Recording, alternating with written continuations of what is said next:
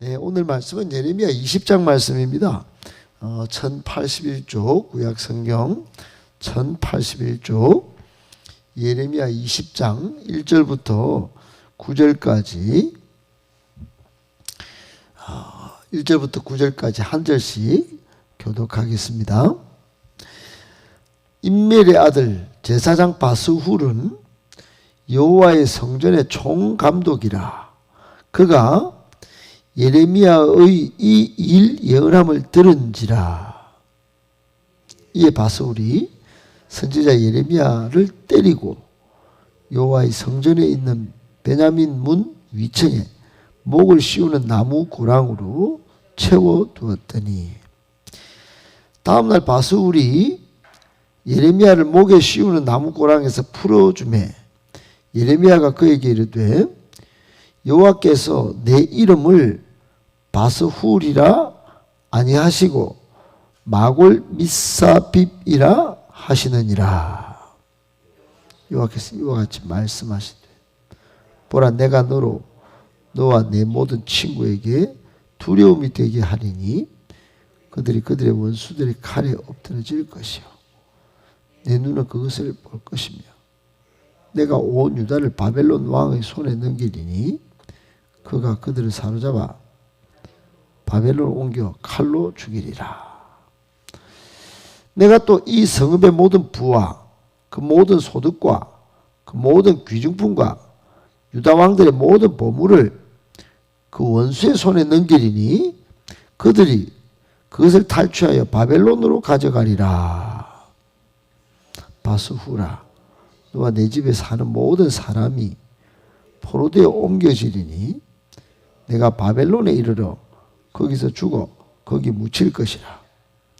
너와 너의 거짓 예언을 들은 내 모든 친구도 그와 같으리라 하셨느니라. 여호와여, 주께서 나를 권유하심으로 내가 그 권유를 받았사오며 주께서 나보다 강하사 이기셨으므로 내가 조롱거리가 되니 사람마다 종일토록 나를 조롱하나이다. 말할 때마다 외치며 파멸과 멸망을 선포하므로 여호와의 말씀으로 말미암아 내가 종일토록 치욕과 모욕거리가 됨이니이다. 9절 같이 읽겠습니다. 내가 다시는 여호와를 선포하지 아니하며 그의 이름으로 말하지 아니하리라 하면 나의 마음이 불붙는 것 같아서 골수에 사무치니 답답하여 견딜 수 없나이다. 아멘. 할렐루야. 오늘 말씀은 예레미야의 총 52장 내에 예레미야가 얼마나 사명을 감당하면서 당하는 고통 가운데 한 장면이고, 또 실제적인 고통 가운데서 그의 하나님을 향한 호소 속에 백성을 얼마나 사랑하고 백성의 처절한 고통을 온 가슴으로 감당하면서 사명을 포기할 수 없는 한 외로운 혈혈단신의 사명자의 모습을 잘 보여주는 그런 장면이 오늘 20장의 내용입니다. 그래서 예레미야 전체가 유다 백성의 범죄로 말미암아 바벨론에 의하여 멸망하는, 또 거기에 사로잡혀 가라는 예언의 말씀으로 구성되어 있지만 전체가 그 가운데 정말 엑기스 같이 거의 이 예레미야의 고통, 또 당하는 환난, 이런 장면이 오늘 적나라하게 나타나는 장면인 만큼 우리에게 주시는 오늘날의 복음 전도자로서 또 그리스도인으로서 당하는 이 사명과 그 고통, 그 속에서 하나님이 어떻게 일하시는지를 잘 대입해서 교훈받을 수 있는 아주 좋은 본문이라는 점을 먼저 인식하시고 오늘 주시는 말씀 속에 세 가지 교훈을 받도록 하겠습니다. 첫 번째, 충성스러운 주님의 제자 마침내 면류관 받을 것입니다. 충성스러운 주님의 제자 마침내 면류관을 받을 것입니다. 여러분, 면류관은 예전에 마라톤을 다 승리하고 그 힘들고 그 처절한 끝자락에 승리자에게 씌워주는 것이 면류관이었어요. 성경에는 면류관을 씌우는 장면이 여러 군데 나오는데 특별히 사도 바울이 마지막에 편지를 쓰면서 내가 달려갈 길을 마치고 내가 다 면류관을 의의 면류관을 받았을 것이다 하는 장면이 있고, 또 생명의 면류관, 썩지 않을 면류관, 자랑의 면류관 등등 면류관에 대한 이야기가 참 많이 나옵니다. 어떻든 여러분 충성스러운 주님의 제자로서 충성하고 헌신하고 끝까지 하나님의 사명을 잘 지킨 제자는 마침내 면류관을 받을 것인데, 충성하는 주의 종, 복음 전하는 주의 종, 그 충성의 일꾼은 어떻게 되는가? 디모데후서 3장 12절에 보면 무릇 그리스도 안에서 경건하게 살고자 하는 자는 박해를 받으리니, 이런 말씀이 있습니다. 박해를 받으리라, 그런 말씀이 있어요. 여러분 이게 박해도 받지만은 그러나 이 최종점이 면류관이다 하는 상황에서 박해가 있다는 것입니다. 베드로전서 4장 12절에도 말씀을 따라 천국 진리를 선포하고 증거할 때 오는 불시험, 그 불시험이 있을 텐데 그 이상히 여기지 말고, 그래서 이상하게 내가 잘 살았는데, 내가 의를 지키고 살았는데 내가 예수 그리스도의 말씀 전했다가 이거 골치 아픈 일이 벌어지네, 이거 그 이상히 여기지 말라는 거예요. 그런 일이 당연히 있다는 것입니다. 그러나 잠시 이 땅에서는 복음 믿음으로 인해서 환난과 핍박을 받지만, 그러나 장차 열릴 새하늘과 새 땅에서는 말로 다 할 수 없는 영광, 축복, 그리고 의와 생명의 면류관, 썩지 않은 면류관, 금면류관, 자랑의 면류관을 받았을 것이기 때문에, 여러분 그렇기 때문에 마태복음 5장에 예수님께서 뭐라고 말씀하셨냐면, 나로 말미암아 너희를 욕하고 그리고 박해하고 거짓으로 거슬러 모든 악한 말을 할 때는 너희에게 복이 있느니라. 기뻐하고 즐거워하라. 하늘에서 너희 상이 큼이라. 그래서 그 상이 뭐냐? 그 상이 면류관입니다. 여러분 오늘 1절에 보니 임멜의 아들, 임멜은 다윗과 솔로몬 시대에 제사장 계열을 16반차로 구성해 이 순서대로 성전을 섬기도록 했어요. 역대상 24장에 보면은. 그러니까 제사장 가문이니까 16번째 제사장 계열인데 아주 명문 집안이다 이 말이에요. 그 임멜의 아들 제사장 바스훌, 오늘 바스훌이 예레미야가 주인공이지만 또 다른 악한 역할을 하는 주인공이 바스훌인데, 아주 여호와의 성전의 총감독이죠.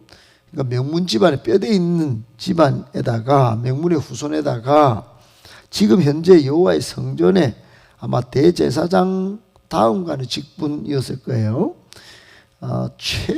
최고의 직분을 가진 최고위직, 그러니까 사회적 명망가라 이 말입니다.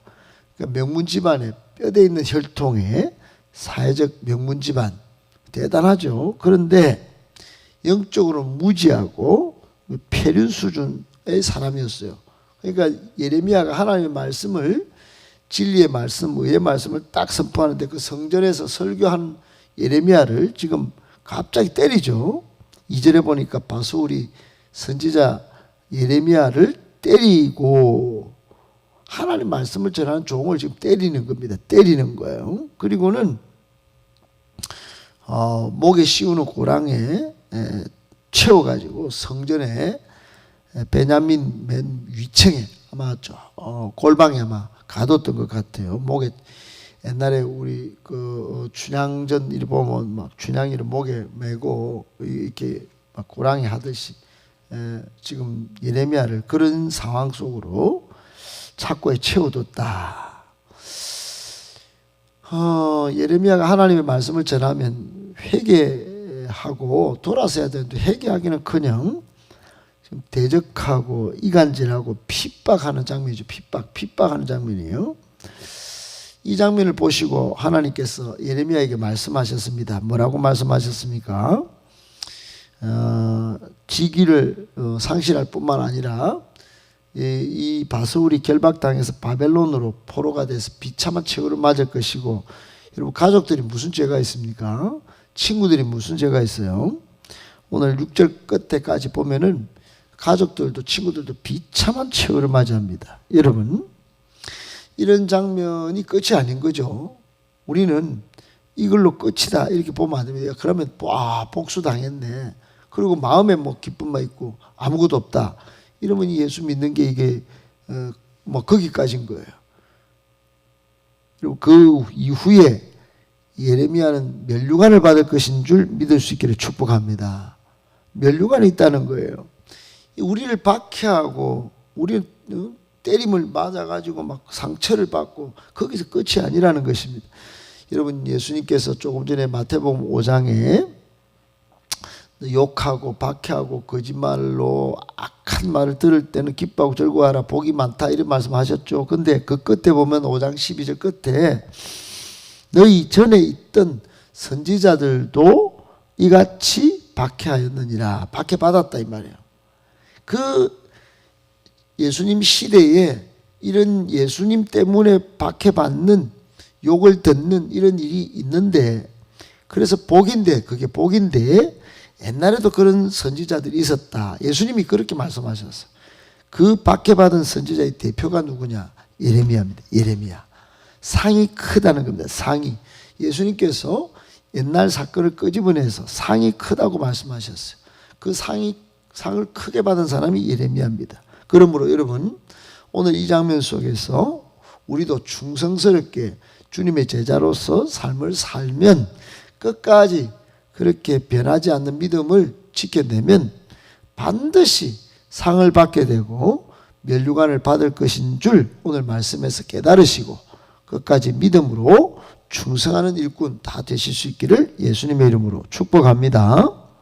아멘. 두 번째, 의와 진리는 끝내 승리합니다. 여러분, 오늘 본문 3절에 보니까 이름을 바꿔버리죠.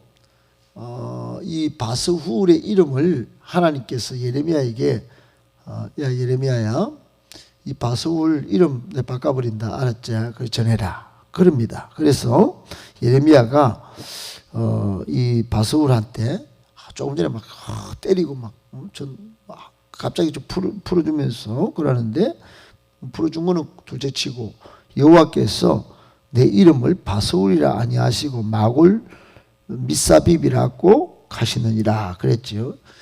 여러분, 지금 혈혈단신 예레미야가 고독하고 외롭고 처절하고, 그냥 뭐 저 밑에 7절에 보면 조롱거리, 8절에 보면 치욕, 모욕거리, 막 지금 얼마나, 지금 20장까지 올 때까지 예레미야가 지금 여러분 평탄한 삶이 아닙니다.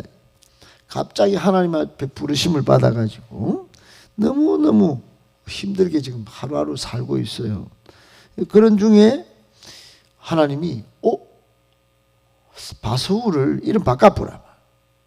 이러면 바스훌이 아니고 명문가 집안의 후손 바스훌이 아니고, 또 뭐 혈통이 뭐 명문이고 사회적으로 뭐 최고이직이고 다 필요 없다. 이름 마골 미사빕이다. 이 마골 미사빕이라는 이름이 성경에도 적혀 있지만은 사방으로의 두려움, 사방에서 받는 두려움, 사방으로부터의 공포, 이런 이름이에요. 사방으로부터. 이 바스훌은 지금까지 뭐 떵떵거리고 살았지만은 이제는 공포의 이름이 된다. 두려움의 이름이 될 것이다.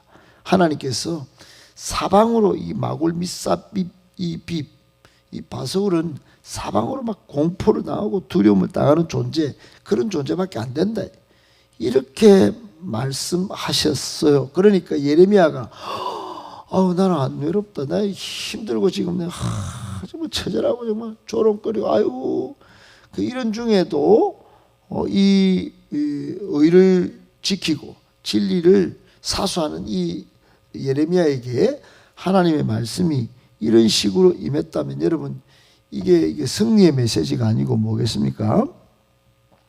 바스울이라고 하는 이름은 원래 자유하다, 그리고 비옥하다 이런 뜻인데 정반대 아닙니까? 지금 꼴이 조금 전에는 막 때리고 막 그냥 위치가 높아가지고 막 저주와 심판의 이름으로 바뀌어버린 겁니다. 여러분 이 말씀은 예레미야가 끝내 승리한다는 이야기입니다. 잘 기억하셔야 됩니다. 여러분 성도는 지금 이 세상에서는 조롱을 당하고 바깥 사람들보다도 더 피곤하게 이 새벽도 지키고 예배도 나오고 봉사도 하고 또 충성스럽게 선교도 하고 이렇게 하지만은 여러분 이게 막 몇 가지 더 지키려고 하면 더 어렵고 가까운 사람들에게도 여러분 아니 그래갖고 무슨 뭐 복이 되나 뭐 이렇게 늘 힘 빠지는 소리를 듣지만은 끝내 승리한다는 것입니다. 나를 핍박하고 때리던 바스울 지금은 자유를 누리고 지금은 내보다 더 비옥하고 풍요한 삶을 살지만 사방으로부터 두려움 받고 하나님께서 그렇게 저주와 심판을 내려서 사방으로부터 공포를 느끼는 그런 이름으로 바뀌었다. 이름 앞에 존재가 이름 안에 존재가 들어가 있지 않습니까? 그 이름이 그렇게 꼴이 그렇게 돼버리는 겁니다. 꼭 기억하시고 여러분 의와 진리는 끝내 승리한다는 사실을 믿고 믿음 안에서 소망을 품고 사시기를 예수님의 이름으로 축복합니다. 아멘. 마지막 세 번째, 성령께서 사명 감당할 능력을 주십니다. 여러분 오늘 9절 잘 보세요. 이 예레미야가 이제 뭐 사명을 포기하는 선언과 같아요. 내가 다시는 여호와를 선포하지 않겠습니다. 그 이름으로 말하지 않겠습니다. 그런데 뭐라고 해요? 이거 완전히 뭐 사명을 포기하겠다는 말 아니겠어요? 그런데 이게 아니하리라 하면은 반전이죠, 반전. 그렇게 해보니까 마음은 그랬는데 마음은 지금 힘들어서 혀를 단신 이거 뭐 하는 겁니까? 이거 지금 처절하고 정말 이거 힘듭니다. 복음 전하고 이거 목사님 조금 더 시키려고 지금 그런 거 아닙니까? 부담스럽습니다. 하나님이 그런데 그리 하면 제 마음이 불붙는 것 같아서 골수에 사무치니 답답하여 견딜 수 없나이다. 이랬어요. 여러분 이건 뒤에는 나쁜 소리가 아닙니다. 이걸 원문의 본 뜻을 살리면 이렇게 됩니다. 제가 백성을 생각하니 이 백성이 당할 고통이 눈에 보이니 마음이 불이 탑니다. 불이 확 타가지고 지금 앞으로 바벨론 이 지금 바솔 이래 샀지 이래 샀는데도 불구하고 못 깨닫지. 백성들이 회개해야 되는데 백성들의 고통 그 온 마음으로 막 몸이 막 불이 타는 것 같아. 마음이 불이 타는 그 골수까지 찔러서 막 사무치니 제가 이리 해도 답답하고 저리 해도 답답하고 하나님 제가 답답합니다. 이런 소리입니다. 여러분 여러분 가슴에 온 백성을 다 담고 있는 예레미야 열정 이게 고스란히 전해지는 본문이 오늘 1장 9절의 말씀입니다. 예레미야는 그 정도였습니다. 온 백성을 가슴에 담고 정말 이 사명을 지키려고 불이 확 타오르는 사람, 그 열정을 막 손만 떼면 막 딜 정도의 그 열정을 가졌던 사람, 그 사람이 예레미야입니다. 여러분 우리가 이래야 되지 않겠어요? 지금 이 마지막 시대입니다. 지금 막 추수해서 막 추수할 곡식들이 막 가득 찼습니다. 그 사람들 참 천지도 모르고 지금 살고 있습니다. 모로코에 뭐 몇천 명 죽고 리비아에 막 홍수가 나고 자연재해 가득하고 지금 이 세상은 거의 지금 막 거의 끝을 향해서 가고 있습니다. 이때 복음을 전하는 우리 사명자의 심정이 이래야 되지 않겠습니까? 끝이 오고 있는데 끝도 모르고 저렇게 사는 저 사람들 보고 마치 사도 바울이 고린도전서 9장에 제가 부득불 이 복음을 전하지 않으면 제가 화를 입겠습니다. 이 마지막 시대인데 그래서 복음 전하는 사명을 받았다고 막 선포하고 복음을 결혼도 안 하고 막 맨발로 막 복음을 전했듯이 여러분 이런 사람들 그냥 두시겠습니까? 성령을 기름부터 붓는 것입니다. 할렐루야. 그러니까 사도행전 1장 8절에 너희가 오직 성령이 너희에게 임하시면 권능을 받고 예루살렘과 땅끝까지 복음을 전하게 하시지 않습니까? 엘리사가 큰 위기의 시대 때 엘리야보다도 스승보다도 갑절의 영감을 받아서 성령의 능력으로 사역하는 장면이 있지 않습니까? 여러분, 사명자를 하나님이 그냥 안 두십니다. 마지막 때 그렇게 끈질기게 기도하면 예수님 겟세마네 기도 때 땀이 핏방울이 되도록 그렇게 기도하실 때 천사를 동원하여 기도를 도우신 하나님이 우리를 끝까지 붙드시고 성령의 능력을 기름 붓듯 부어주셔서 사명 감당하게 하실 줄 믿고 정말 사명을 위하여 하나님 앞에 정말 항상 다짐하시고 또 사명자로서 불붙는 마음으로 불붙는 열정으로 정말 복음 전하는 사명 잘 감당하는 저와 여러분 또 우리 교회 될 수 있기를 예수님의 이름으로 축복합니다.